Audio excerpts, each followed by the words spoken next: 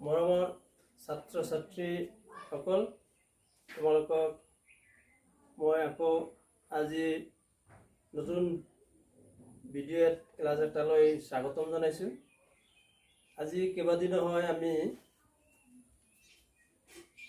তোমালোকৰ চেপ্টাৰ 10ৰ পৰা অৰ্থাৎ পোহৰৰ প্ৰতিফলন আৰু প্ৰতিহৰণৰ যিটো বিষয় অধ্যয়ন কৰি আছোঁ।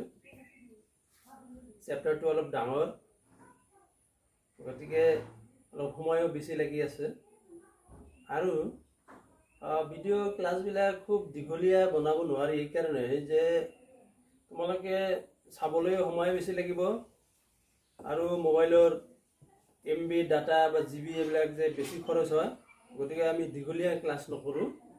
সেইকাৰণে কেইবাটাও খণ্ড খণ্ড কৰি ক্লাছবিলাক কৰি থকা হৈছে। গতিকে অধৈৰ্য হ'ব নালাগে। আমি যিমান পাৰোঁ কষ্ট কৰি ভিডিঅ'বিলাক বনাই তোমালোকৰ কাৰণে হোৱাটছএপ গ্ৰুপত দি আছোঁ। তোমালোকে ভালকৈ চাবা আৰু ঘৰত নিশ্চয় পঢ়া শুনা কৰি আছা, কৰিব লাগিব, উপায়তো নাই যিহেতু লকডাউন চলি আছে।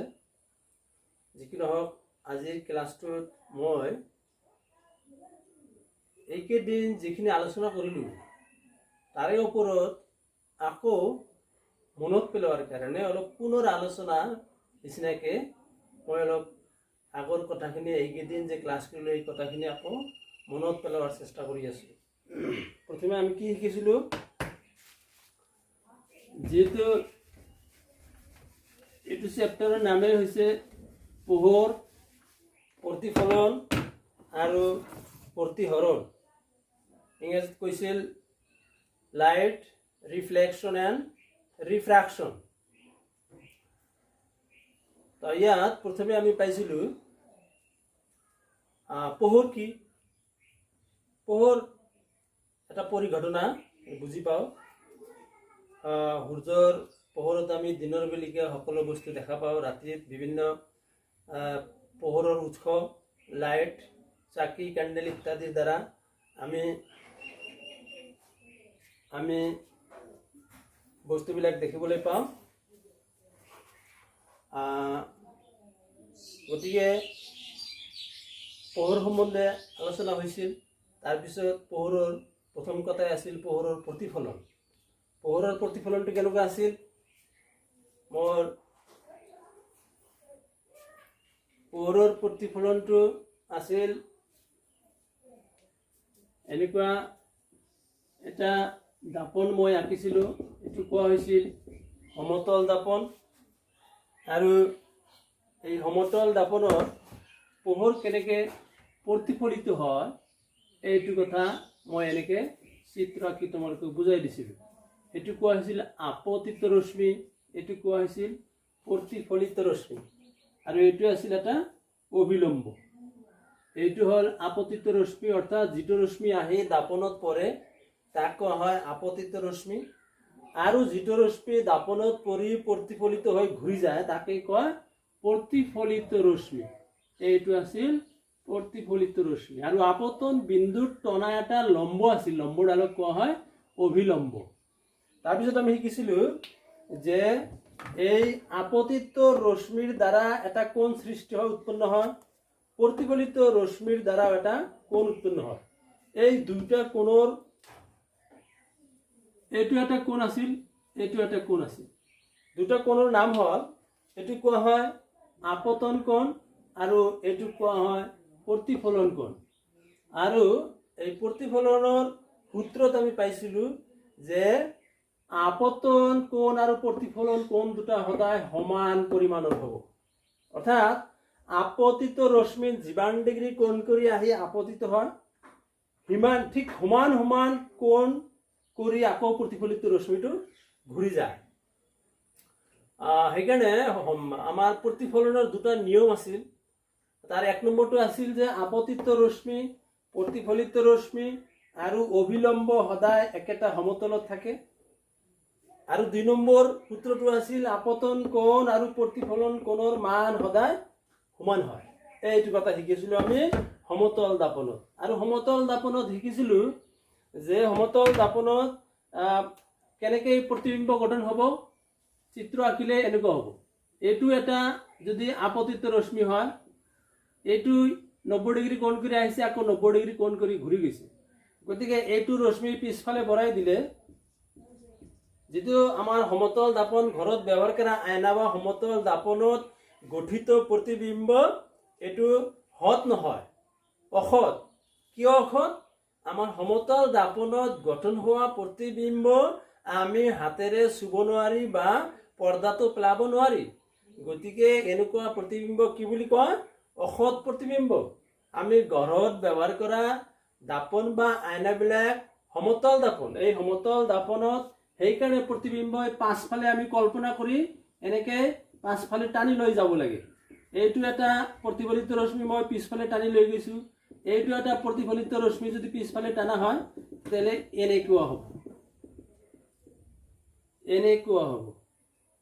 গতিকে এই দুটা প্ৰতিফলিত ৰশ্মি যি বিন্দুত কটাকটি কৰে, এই দুটা প্ৰতিফলিত ৰশ্মি যি বিন্দুত কটাকটি কৰে তাকে প্ৰতিবিম্ব, তাতে প্ৰতিবিম্ব সৃষ্টি হোৱা বুজায়। গতিকে যদি এইটো হয় এ বিন্দু, এইটো যদি এ বিন্দু হয়, এইটো যদি বি বিন্দু হয়, আৰু এইটো যদি ও হয়, ও ইয়াত নাম দিয়া হয় এন, ও এন হ'ল অবিলম্ব। আৰু মই যদি এইটোক দিওঁ চি বিন্দু, চি নাম দিওঁ ও চি, অৰ্থাৎ ও চি হ'ল প্ৰতিফলিত ৰশ্মি এটা।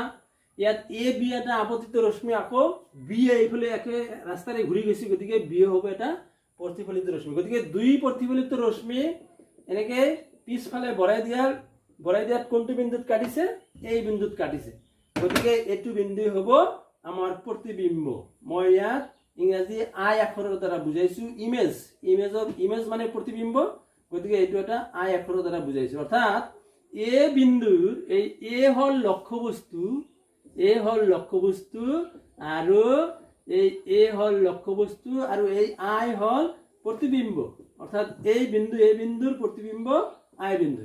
এতিয়া স্পষ্ট দেখা যায়, বুজা যায় যে সমতল দাপনৰ পৰা লক্ষ্যবস্তু যিমান দূৰত আছিল, অৰ্থাৎ এই বিৰ পৰা এ লৈ যিমান দূৰ, বিৰ পৰা আই লৈ সেই একে সমান দূৰ। সেইকাৰণে কোৱা হয় সমতল দাপনত গঠন হোৱা প্ৰতিবিম্ব সদায় কি হয়? দুয়োটাৰ দূৰত্ব সমান হয়।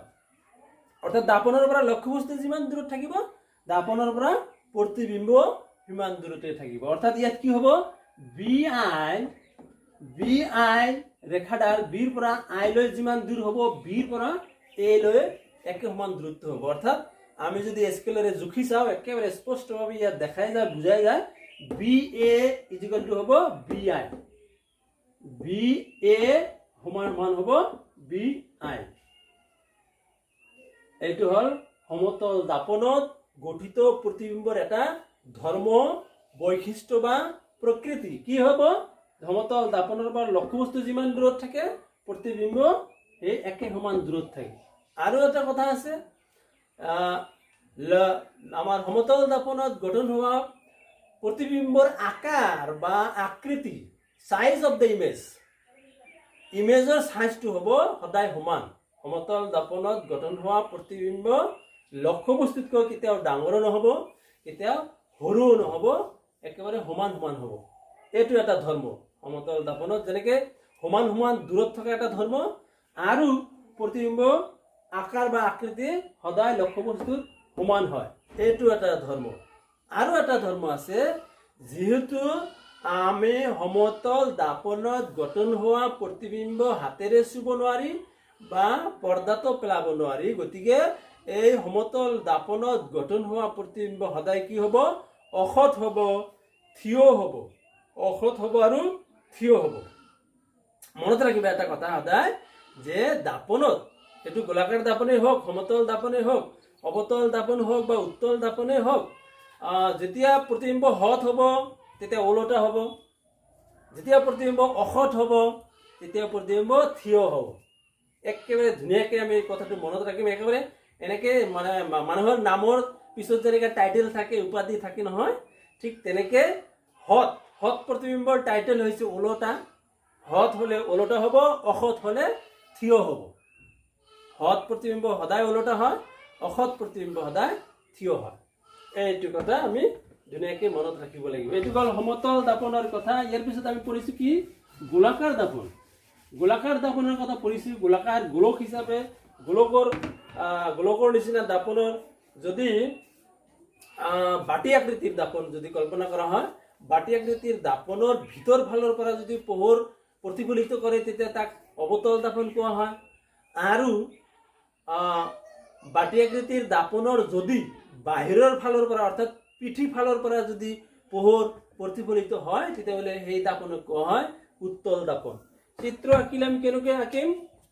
এইটো হ'ব অৱতল দাপন, এইটো হ'ব অৱতল দাপন। আৰু এইটো মই এনেকৈ যদি আঁকো এইটো হ'ব উত্তল দাপন। কাৰণ এইটো এইফালৰ পৰা পোহৰ প্ৰতিফলিত কৰিছে, এইফালে ৰং দিয়া আছে। আৰু দেখা গ'ল যে এইটো ভিতৰ ফালে ৰং দিয়া আছে, বাহিৰৰ পৃষ্ঠৰ পৰা পোহৰ প্ৰতিফলিত কৰিছে, গতিকে ইয়াৰ নাম উত্তল দাপন। ইয়াৰ নাম আছিল উত্তল দাপন। আৰু এইটো আছিল অৱতল দাপন। এইটো কি আছিল? অৱতল দাপন। মনত ৰাখিব লাগিব। চিত্ৰ দেখিলে গম পোৱা যাব যে এইটো বাটি আকৃতিৰ দাপনৰ কি হৈছে, এই ভিতৰ ফালৰ পৰা পোহৰ প্ৰতিফলিত কৰিছে, গতিকে এইটো হ'ল অৱতল দাপন। বাহিৰৰ পৃষ্ঠত ৰং দিয়া আছে। আৰু এইটো এনেকৈ যদি ধৰো, এনেকৈ যদি কৰা হয়, এই যে ভিতৰ পৃষ্ঠত ৰং দিয়া আছে, ভিতৰ পৃষ্ঠত ৰং দিয়া আছে, বাহিৰৰ পৰা পোহৰ প্ৰতিফলিত কৰিছে, গতিকে এইটো উত্তল। আৰু এইটো এই বাহিৰ ফালৰ পৰাই ৰং দিয়া আছে, বাহিৰ ফালৰ পৰাই ৰং দিয়া আছে, ভিতৰ ফালৰ পৰা পোহৰ প্ৰতিফলিত কৰিছে, গতিকে এইটো হ'ল অৱতল দাপন। এইটো হৈ গ'ল অৱতল দাপন আৰু এইটো হৈ গ'ল উত্তল দাপন। আমি এই গোলাকাৰ দাপনত চিত্ৰ শিকাৰ পিছত, গোলাকাৰ দাপনটো পৰিচয় হোৱাৰ পিছত, গোলাকাৰ দাপন কেনেকুৱা তাৰ ডেফিনেশ্যন সংজ্ঞা জনাৰ পিছত দাপনৰ ভিতৰত আৰু কিছুমান অতি দৰকাৰী কিছুমান কথা আছে, ইতিমধ্যে মই আলোচনা কৰিছোঁ। এইটো এই দাপনৰ ৩-৪টা স্থান, এইটো সংজ্ঞা বুলি কয়, কিতাপত কৈছে সংজ্ঞা, ডেফিনেশ্যন। এই দাপনৰ মধ্যবিন্দু এটা আছে, তাক কোৱা হয় পি বিন্দু। তাক কোৱা হয় পি বিন্দু বা মেৰু বিন্দু। এই পিৰ পৰা মাজে মাজে এটা ৰেখা কল্পনা কৰিলে এইটো হৈ যায় মুখ্য অক্ষ। এই মুখ্য অক্ষ আৰু দাপনটো যিহেতু গোলকৰ অংশ, এই গোলাকাৰ অংশৰ অৰ্থাৎ গোলক বা বৃত্তৰ যেনেকৈ কেন্দ্ৰ থাকে, তেনেকৈ গোলাকাৰ দাপনত এটা কেন্দ্ৰ থাকে, তাক কোৱা হয় ভাঁজ কেন্দ্ৰ। ইয়াক বুজায় চি আখৰৰ দ্বাৰা। যেনেকৈ মেৰু বুজায় পি আখৰৰ দ্বাৰা, তেনেকৈ ভাঁজ কেন্দ্ৰক বুজায় চি আখৰৰ দ্বাৰা। আৰু পি আৰু চি বিন্দুৰ মাজত এটা বিন্দু থাকিব, এইটো কয় এইটো কেপিটেল এফ আখৰৰ দ্বাৰা, বৰফলাৰ এফ আখৰৰ দ্বাৰা বুজায়, তাক কোৱা হয় ফকাছ, মুখ্য ফকাছ। ফকাছ বিন্দু বা মুখ্য ফকাছ বা নাভি বিন্দু বুলিও কয়। পি হৈছে মেৰুবিন্দু, এফ হৈছে ফকাছ বিন্দু, চি হৈছে ভাঁজ ব্যাসাৰ্ধ। ইয়াৰ লগত আৰু দুটা কথা আছে। এই পিৰ পৰা এফ লৈকে, পিৰ পৰা এফ লৈকে যিমান দূৰ, পিৰ পৰা এফ লৈকে যিমান দূৰ, সেইখিনিক কোৱা হয়, বেলেগ এটা নাম আছে ফকাছ দৈৰ্ঘ্য বা ফকাল লেন্থ। ইংৰাজীত কয় ফকাল লেন্থ, আমি অসমীয়াত কম ফকাছ দৈৰ্ঘ্য বা ফকাছ দূৰত্ব, পিৰ পৰা এফ লৈ। আৰু পিৰ পৰা চি লৈকে এইখিনি দূৰত্ব বেলেগ এটা নাম আছে, সেইটো কোৱা হয় ভাঁজ ব্যাসাৰ্ধ আৰ। চি বিন্দুটোৰ নাম হৈছে ভাঁজ কেন্দ্ৰ, চি বিন্দুটোৰ নাম ভাঁজ কেন্দ্ৰ, কিন্তু পিৰ পৰা চি লৈকে যিমান দূৰ সেইটো বুজাবৰ কাৰণে এই আৰ আখৰটো ব্যৱহাৰ কৰা হয়। অৰ্থাৎ পিৰ পৰা চি লৈকে যিমান দূৰ তাক কয় ভাঁজ ব্যাসাৰ্ধ আৰ। আৰু পিৰ পৰা এফ লৈকে ফকাছ দূৰত্ব, পিৰ পৰা চি লৈকে ভাঁজ ব্যাসাৰ্ধ আৰ। কিন্তু এটা কথা আছে ইয়াত, এই পিৰ পৰা এফ লৈ যিমান দূৰ, এফৰ পৰা চি লৈ একে সমান দূৰ। কাৰণ কি? কাৰণ হৈছে এফ নাভি দূৰত্বটো বা মুখ্য ফকাছটো কি হয়, পি আৰু চি অৰ্থাৎ মেৰু আৰু ভাঁজ কেন্দ্ৰৰ একেবাৰে মধ্যবিন্দু হয়। গতিকে এই ফকাছ দূৰত্ব দুইবাৰ হ'ব ইয়াত পিৰ পৰা চিলৈকে ফকাছ দূৰত্ব থাকিব কেইবাৰ দুইবাৰ সেইকাৰণে আৰু এটা ফৰ্মুলা আহি যায় এই P C is equal to R is equal to twice F মানে ফকাছ দূৰত্বৰ দুইগুণ হয় এই আৰৰ মান এই চিলৈকে যেটো ইয়াতো এফ দিব পাৰি ইয়াৰ পৰা এইলৈকে যিমানখিনি দূৰত্ব পিৰ পৰা এফ লৈকে যিমানখিনি দূৰত্ব অৰ্থাৎ ফকাছ দৈৰ্ঘ্য আকৌ এফৰ পৰা চি লৈকে হেতুও ফকাছ দৈৰ্ঘ্য কাৰণ এফ বিন্দুটো পি আৰু চি বিন্দুৰ একেবাৰে মাজৰ বিন্দু গতিকে এক কোৱা হয় এফ প্লাছ এফ তেতিয়াহ'লে কি হ'ব পিৰ পৰা চি লৈকে এফ প্লাছ এফ মানে টুৱাইচ এফ গতিকে R is equal to twice F আৰু ইয়াৰ পৰা এতিয়া আহিব অতএব এফ ইজিকেল টু হৈ যাব এই আৰ বাই টু এফ ইজিকেল টু হৈ যাব আৰ বাই টু এনেকে আমি কথাবিলাক মনত ৰাখিব লাগিব সমতল দাপনৰ কথাবিলাক আৰু গোলাকাৰ দাপনৰ অৱতল দাপন কেনেকুৱা তাৰ চিত্ৰ কেনেকুৱা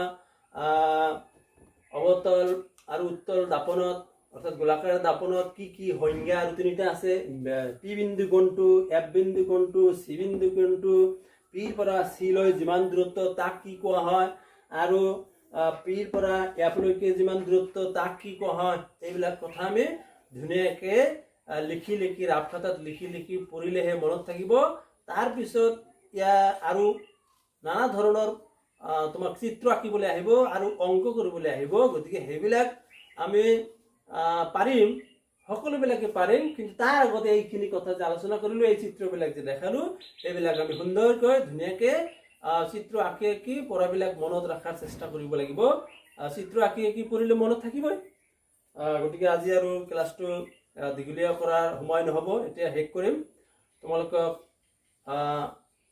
মই ঘৰতে থকাৰ পৰামৰ্শ দিছোঁ ঘৰৰ পৰা নোলাবা লকডাউনৰ সময়ত আমি সামাজিক দূৰত্ব অৰ্থাৎ ছ'চিয়েল ডিষ্টেঞ্চ মেইনটেইন কৰিব লাগিব আমি ঘৰৰ পৰা কেতিয়াবা ওলালে লগে লগে মুখত মাস্ক পিন্ধিব লাগিব আৰু য'ত পাব্লিক গেদাৰিং হয় বেছি মানুহ সমাগম হয় তাতে আমি যাব নালাগে ঘৰত থাকি আমি কিছু সময় পিছে পিছে কমেও গোটেই দিন মিলি কমেও 8-10 বাৰ মান আমি চাবোনেৰে হাত ধোৱাৰ অভ্যাস কৰিম আৰু নাক মুখত চকুত হাত দিয়া যিটো অভ্যাস এইটো আমি বাদ দিব লাগিব এইটো ডাক্তৰসকলে কৈ আছে এইটো খুব বেয়া অভ্যাস আমি এইটো অভ্যাস বাদ দিব লাগিব ঠিক আছে তেতিয়াহ'লে আজি এইখিনিতে শেষ কৰিছোঁ সকলোকে ধন্যবাদ জনাইছোঁ ভালে ভালে থাকিবা থেংক